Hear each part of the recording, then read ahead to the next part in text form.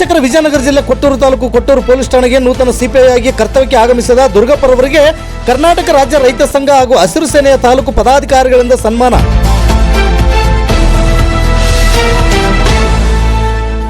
ವೀಕ್ಷಕರ, ವಿಜಯನಗರ ಜಿಲ್ಲೆ ಕೊಟ್ಟೂರು ತಾಲೂಕು ಕರ್ನಾಟಕ ರಾಜ್ಯ ರೈತ ಸಂಘ ಹಾಗೂ ಹಸಿರು ಸೇನೆಯ ರಾಜ್ಯಾಧ್ಯಕ್ಷರಾದ ಕೋಡಿಯಾಳ್ ಚಂದ್ರಶೇಖರ್ ಬಣದ ತಾಲೂಕು ಪದಾಧಿಕಾರಿಗಳು ಕೊಟ್ಟೂರು ಪಟ್ಟಣದ ಪೊಲೀಸ್ ಠಾಣೆಗೆ ನೂತನ ಸಿಪಿಐ ಆಗಿ ಕರ್ತವ್ಯಕ್ಕೆ ಆಗಮಿಸಿದ ದುರ್ಗಪ್ಪರವರಿಗೆ ಸಂಘಟನೆ ವತಿಯಿಂದ ಸನ್ಮಾನಿಸಿ ಗೌರವಿಸಲಾಯಿತು.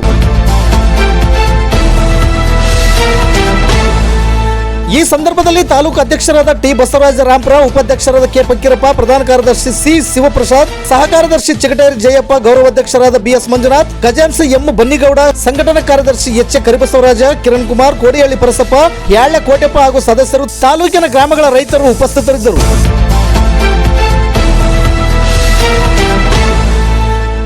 ವರದಿಗಾರರ ಅಜ್ಜಯ್ಯ ಪೂಜಾರಿ. ಇದು ಗರುಡ ನ್ಯೂಸ್. ನಾನು ಮಲ್ಲೇಶ್ ಕಮತೂರು.